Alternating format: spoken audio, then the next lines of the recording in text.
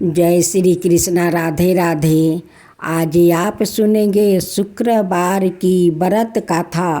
भक्तजनों, अगर आप शुक्रवार की व्रत करते हैं तो आप उनकी कथा पूरा सुनना चाहिए ताकि माँ प्रसन्न हो और आपका सारा मनोकामना पूरा करे। मनुष्य शुक्रवार के दिन वैभव लक्ष्मी का पूजा करते हैं। उनकी घर में कभी धन का कमी नहीं होती है। वो माँ लक्ष्मी हमेशा उनकी घर में धन भरी रखती है। उसलिए माँ संतोषी का पूजा करे तो साथ में वैभव लक्ष्मी का भी किया जाता है। ये शुक्रवार के दिन माँ लक्ष्मी और माँ संतोषी का दोनों को पूजा होता है। दोनों को कथा सुनने से दोनों माता प्रसन्न होती है और उनकी घर में अन्न से धन भर देती है, अखंड सौभाग्य पति रखती है। माँ वैभव लक्ष्मी बहुत कृपालु है। जितने कृपालु माँ संतोषी है उतने कृपालु वैभव लक्ष्मी भी है। दोनों माते अपना भक्त का वचन भी सुनते हैं और उनकी सारा कामना पूरा कर देते हैं। माता संतोषी और वैभव लक्ष्मी के कथा सुने तो साथियों पूरा कथा सुने ताकि माँ लक्ष्मी खुश हो जाए और अपना भक्त पर अपना कृपा बरसाए। जय वैभव लक्ष्मी, जय वैभव लक्ष्मी, जय संतोषी माता, जय संतोषी माता।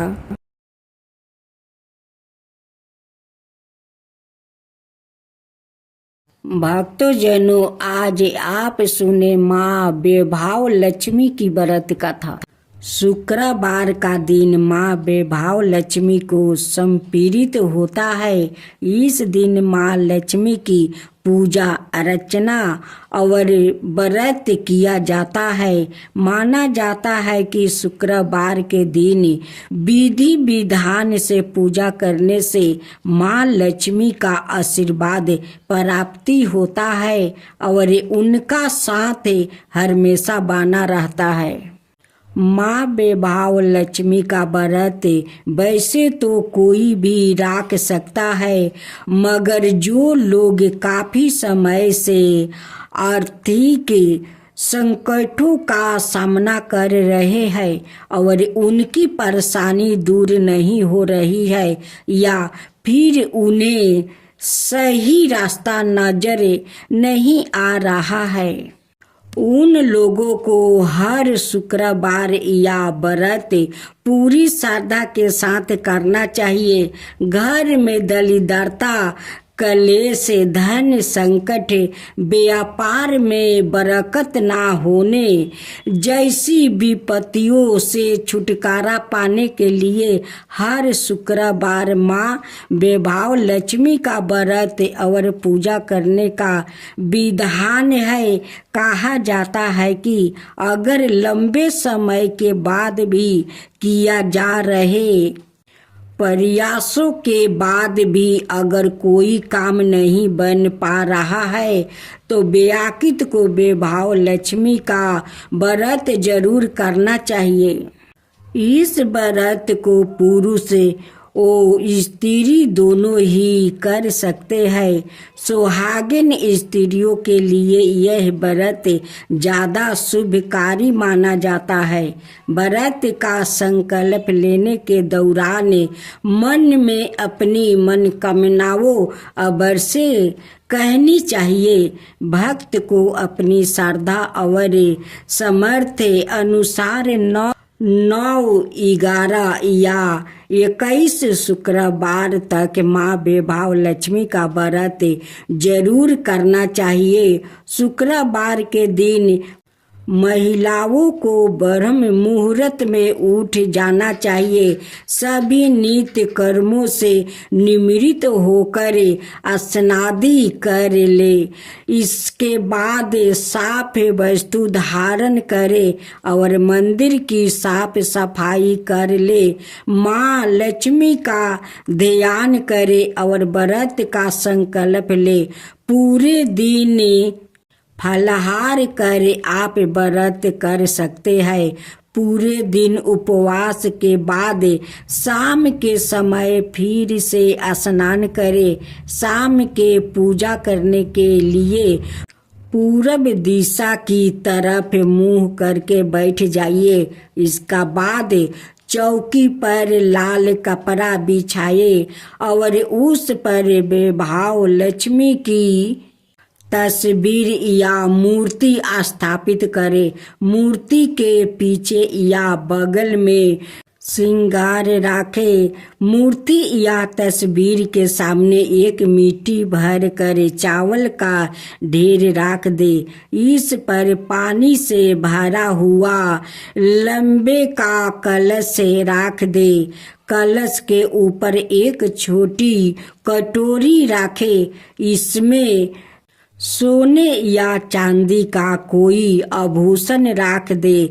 वैभव लक्ष्मी के समक्ष लाल चंदन, गंध लाल वस्तु, लाल फूल अवश्य रखे। प्रसाद में गाय के दूध से निर्मित चावल की खीर बनाए। अगर आप खीर नहीं बना पाए हैं तो सफेद मिठाई का भोग भी लगा दे। पूजा के बाद लक्ष्मी स्तवन का पाठ, चालीसा और आरती करे। साथ ही माँ के नियम मंत्र का जप भी करे। आज आप सुने खूब सुंदर माँ संतोषी की व्रत कथा ननद और भाभी की। एक घर में ननद और भाभी रहती थी। दोनों में बहुत स्नेह थे और दोनों मिलजुल कर अपना घर के सारा काम कर लेती थी। ननद माँ संतोषी की पूजा करती है। शुक्रवार के दिन भाभी ननद को साथ देती है। पूजा में उनकी हाथ बटाती है। पूजा में सारा काम करती है। ननद भाभी में इतना स्नेह था, इतना स्नेह कि वो जो काम करती वो मिलजुल कर करती। लेकिन भाभी संतोषी माता का पूजा नहीं करती थी। उनकी ननद माँ संतोषी की पूजा करती है। उनकी ननद का नाम रोहिणी थी। रोहिणी की माँ कहती है कि रोहिणी, काल तो मामा का घर जाना है, तुझे जाना होगा। रोहिणी कहती है कि माँ, मैं तो मामा के घर जाऊंगी, लेकिन मेरे माँ संतोषी का ख्याल कौन रखेगा। माँ कहती है कि रोहिणी, तेरे भाभी है ना, भाभी तेरे माँ संतोषी का ख्याल रखेगी। उनकी भाभी तो बहुत भोली थी। रोहिणी अपना माँ के साथ मामा के घर जाती है। रोहिणी 5 दिन के लिए मामा के घर गई थी। इधर उनकी भाभी संतोषी का बहुत ख्याल रखती थी, बहुत सेवा जतन करती थी। उनकी प्रतिमा के पास जाती है और कहती है कि संतोषी, मैं भोजन बना रही हूँ, तुम जल्दी जल्दी स्नान कर लो, देखो मेरा भोजन अभी अभी तैयार हो जाएगा। कह कर फिर रसोई घर में चली जाती है। फिर थोड़ा देरी के बाद आकर देखती है। कहती है कि माँ संतोषी, अभी तक तुम स्नान नहीं की, मेरा भोजन भी तैयार हो गया, जाओ जल्दी से स्नान कर लो। माँ संतोषी तो उनकी बात सुनकर उस फोटो से प्रकट हो जाती है। होकर जाकर कहती है कि भाभी बताओ मैं कहाँ स्नान करूं। भाभी कहती है कि देखो बाल्टी में मैं पानी भर कर रख दी हूँ, जाओ स्नान जल्दी से कर लो। माँ संतोषी आती है, कहती है कि भाभी मैं तो स्नान कर लिया। भाभी कहती है कि थोड़ा ठहर जाओ, तुम्हारे लिए मैं आसन लगा दूं। एक पीढ़ी लगा देती है, उस पर लाल आसन बिछा देती है और कहती है कि अब बैठिए। भाभी हाथ में पंखा ले लेती है और माँ संतोषी को डोलाती है या कहती है कि अब भोजन कीजिए। माँ संतोषी कहती है कि भाभी इतना पसंद से मेरे लिए भोजन बनाई हो तो अपना हाथ से मुझे भोजन खिला दो। कहती है कि ठीक है, दो मैं खिला देती हूँ। भाभी अपना हाथ से माँ संतोषी का भोजन खिलाती है। भाभी तो रोहिणी से ज्यादा माँ संतोषी का ख्याल रखती करती थी, उन्हें स्नान कराती थी, उन्हें श्रृंगार करती थी, अच्छे अच्छे भोजन बनाकर खिलाती थी। जब रोहिणी 5 दिन पर अपना मामा का घर से लौट कर आती है, दौड़ी दौड़ी माँ संतोषी को देखने जाती है। देखती है कि भाभी तो बहुत अच्छे से ख्याल राखी है, उन्हें अच्छे अच्छे कपड़ा पहनाई है, 16 श्रृंगार की है। फिर भी रोहिणी अपना भाभी के पास जाती है, कहती है कि भाभी मेरे संतोषी का अच्छा से ख्याल राखी हो तो। भाभी कहती है कि जाओ ननद जी, अपना संतोषी से पूछ लो कि मैं ख्याल रखती थी या नहीं। मैं अपना हाथों से उन्हें रोज श्रृंगार करती थी, उन्हें अपना हाथों से भोजन खिलाती थी। सासू माँ अपना बहू के बात सुनकर जोर से हंसने लगती है, कहती है कि अरे मेरी भोली बहू, कभी देवी देवता किसी के हाथ से भोजन करते हैं। रोहिणी जो हर शुक्रवार के दिन माँ संतोषी का जो भोग लगाती है, तब भोग का क्या माँ खा जाती है, माँ कभी नहीं खाती है। वो भोग पूजा के बाद उठाकर हम लोग सभी में बांट देते हैं। माँ कभी किसी को हाथ से खा सकती है। बहू कहती है कि माँ जी, आपको मुझ पर विश्वास नहीं है तो जाइए माँ संतोषी से पूछ लीजिए, वही आपको बताएगी कि मैं उनकी सेवा करती थी या नहीं, मैं अपना हाथों से उन्हें भोजन कराती थी या नहीं। जाइए उस संतोषी से आप पूछ लीजिए। ननद कहती है कि भाभी तुम सच बोल रही हो। भाभी कहती है कि ननद जी, मैं क्या झूठ बोल रही हूँ, मैं सच बोलती हूँ। रोहिणी अपना माँ से कहती है कि माँ, लगता है भाभी झूठ नहीं बोलती है, वो सच बोलती है। वो सचमुच का संतोषी माता उनकी हाथ से भोजन करती थी। सासू माँ कहती है कि बहू तुम सच बोल रही हो। बहू कहती है कि हाँ माँ जी, मैं सच बोल रही हूँ, मैं रोज उन्हें श्रृंगार करती थी, अपना हाथ से उन्हें भोजन खिलाती थी। सासू माँ कहती है कि बहू अगर ऐसा बात है तो काल भी तुम संतोषी के जैसे 5 दिन श्रृंगार किया, 5 दिन अपना हाथ से भोजन खिलाई, काल भी अपना हाथ से खिलाओ, हम लोग माँ संतोषी का दर्शन करना चाहती हूँ।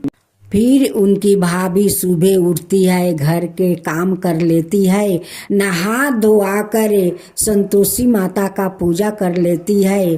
फिर उन्हें भोजन बनाने जाती है तो कहती है कि माँ संतोषी, आप जल्दी से स्नान कर लीजिए, मैं आपके लिए भोजन बनाने जा रही हूँ, आप देरी मत कीजिए। रोहिणी और उनकी माँ छुप कर देख रही थी कि देखती हूँ कि आज माँ संतोषी उनकी हाथ से भोजन करने आती है या नहीं। फिर भोजन बनाकर जाकर देखती है तो कहती है कि संतोषी अभी तक स्नान नहीं किया, भोजन तैयार हो गया है, जल्दी जल्दी स्नान कर लो। संतोषी अपना प्रतिमा से प्रकट होती है, कहती है कि भाभी मैं कहाँ स्नान करूं। कहती है कि वहीं पर बाल्टी में पानी भर दिया है, वहीं पर स्नान कर लो। संतोषी आती है, कहती है कि भाभी अब भोजन दो। कहती है कि ठहरो, पीढ़ी लगा देती है, उस पर आसन बिछा देती है और कहती है कि इस आसन पर बैठो। बैठ जाती है और वो पंखा डोलाने लगती है। कहती है संतोषी की भाभी आज भी अपना हाथ से मुझे भोजन खिला दो। अपना हाथ से भाभी माँ संतोषी का भोजन खिलाती है।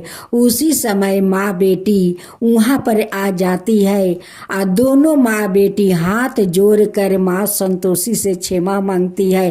कहती है कि हे माँ संतोषी, आज आपको दर्शन हो गया, मेरी बहू के कारण दर्शन हो गया। ननद कहती है कि माँ, मैं 7 बछर के उम्र से आपका पूजा करती हूँ, आप कभी मुझे दर्शन नहीं दिया, आप मेरे भाभी के हाथ से भोजन करती है। माँ संतोषी कहती है कि रोहिणी, तुम तो पूजा पाठ करती हो, भोग लगाकर चली जाती हो, लेकिन तुम्हारी ये भोली भाभी वो मुझे आकर कहती है कि माँ संतोषी स्नान कर लो। वो मेरे लिए भोजन बनाकर ले आती है, मेरे लिए पीढ़ी लगा देती है, उस पर आसन बिछा देती है, मुझे बैठा कर बड़ा प्यार से वो पंखा डोलाती है, कहती है कि अब आप भोजन कीजिए। मैं तो उनकी हाथ से भोजन कर लेती हूँ, इसलिए उन्हें दर्शन दिया है। माँ संतोषी ननद भाभी को आशीर्वाद देती है और कहती है कि ननद भाभी में ऐसे ही स्नेह बने रहे, सौभाग्यवती बढ़ता रहो, तुम्हारा गोद में जल्द से जल्द संतान आएंगे। कह कर माँ अंतर्ध्यान हो जाती है। कुछ दिन का बाद उनकी भाभी माँ बन जाती है। उनकी घर में खूब सुंदर एक बालक को जन्म देती है। उनकी घर में खुशियाँ भर गया। ननद भाभी मिलकर माँ संतोषी का धूमधाम से पूजा करती है। जब 16 शुक्रवार हो जाता है तब ननद भाभी मिलकर माँ संतोषी का धूमधाम से उद्यापन करती है। हे माँ संतोषी, जैसे उस भाभी पर आप कृपा किया, उन्हें दर्शन दिया, उनकी हाथ से भोजन किया, वैसा ही सबका ऊपर कृपा कीजिए। हे माँ संतोषी, सबका ऊपर कृपा कीजिए। माँ संतोषी की जय हो। माँ संतोषी